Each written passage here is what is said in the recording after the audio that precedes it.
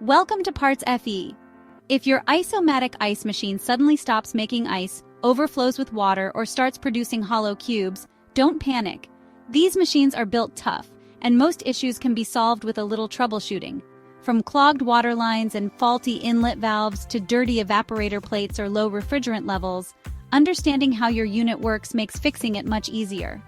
Regular cleaning of evaporator plates, filters, and condenser coils keeps your machine efficient, while checking parts like the thermostat, control board, or compressor can help you spot bigger problems early.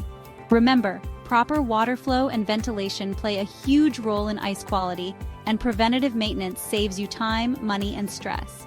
If you hear strange noises, see flashing error codes, or deal with recurring malfunctions, that's when it's best to call in a professional. So, to recap, know your machine, clean it often, watch your water supply, and always use genuine replacement parts to keep it running like new.